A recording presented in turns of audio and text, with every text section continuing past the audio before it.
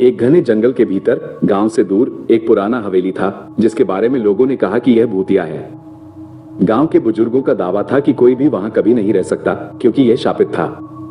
वर्षों पहले एक धनी जमींदार वहां रहा था, लेकिन केवल एक रहस्यमय अंत का सामना करना पड़ा। तब से जो कोई भी हवेली में रहने की हिम्मत करता था वह या तो बिना किसी निशान के गायब हो जाता था या गांव लौट जाता था, पागल हो जाता था। गांव वालों ने दूर रहना सीख लिया था और धीरे धीरे हवेली खंडहर में बदल गई थी। लेकिन युवा गांव वालों का एक समूह इन कहानियों से अनभिज्ञ हवेली में रात बिताने का फैसला किया ताकि अफवाहों को गलत साबित किया जा सके। 4 दोस्तों राज, मोहित, नेहा और सिमी ने एक शाम जंगल की ओर प्रस्थान किया। हवेली दूर से दिखाई दे रही थी। इसकी टूटी हुई खिड़कियां, ढीले पत्थर और उगाए छत इसकी उम्र और उपेक्षा की गवाही दे रहे थे। जैसे ही वे पास पहुंचे, अचानक उनके ऊपर एक ठंडक छा गई और नेहा हिचकिचा गई। लेकिन राज, समूह में सबसे बहादुर, ने जोर देकर कहा कि वे अंदर जाएं।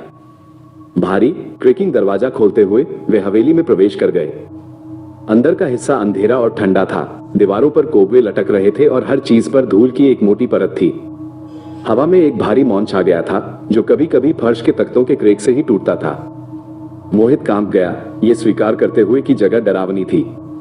राज ने मूड को हल्का करने की कोशिश की, अपने डर को कल्पना के रूप में खारिज कर दिया। उन्होंने पुराने टूटे हुए फर्नीचर से भरा एक बड़ा हॉल पाया। अपने मशालों को जलाते हुए वे तलाशने लगे। अचानक सिमी ने एक कोने में एक पुरानी पेंटिंग देखी जिसमें चमकती हुई लाल आंखों वाला एक आदमी चित्रित था। डरा हुआ उसने पूछा कि यह कौन था।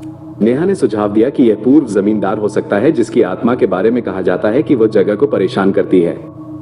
जैसे ही नेहा ने बोला, दरवाजे जोर से बंद हो गए और हवा का एक झोंका कमरे से गुजरा। खिड़कियां हिंसक रूप से खड़क गईं और तापमान गिर गया। सिमी भयभीत थी और उन्हें जाने का आग्रह किया।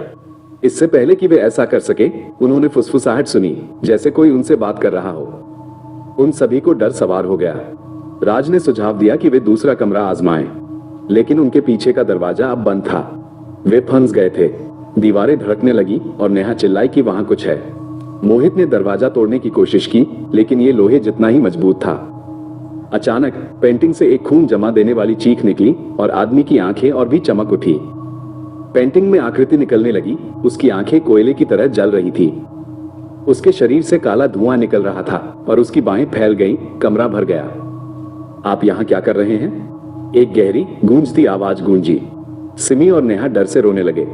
राज बहादुर बने रहने की कोशिश कर रहा था, अपने आतंक को नहीं छिपा सका। आकृति करीब आए। आपने मेरी शांति भंग की है, आप कभी नहीं जा सकते। उसकी आवाज तेज और अधिक खतरनाक हो गई। मोहित ने दीवार पर एक पुरानी तस्वीर देखी जिसमें एक चाबी थी। उसने इसकी ओर इशारा किया और राज ने उसे पकड़ लिया। दरवाजे की ओर दौड़ पड़ा। चाबी घूमी और दरवाजा हवा के एक हिंसक झोंके के साथ खुल गया। 4 दोस्त जितनी जल्दी हो सके हवेली से भाग गए।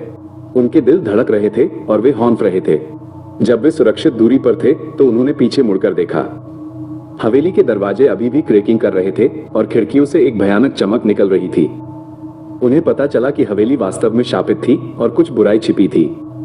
उस रात उन्होंने हवेली में कभी नहीं लौटने की कसम खाई और गांव वालों को दूर रहने की चेतावनी दी। हवेली उनके भयावह अनुभव की एक भयावह याददाश्त के रूप में खड़ी थी, एक ऐसा स्थान जो रहस्य और भय में डूबा हुआ था। Subscribe Virgin Life for more entertainment and moral stories.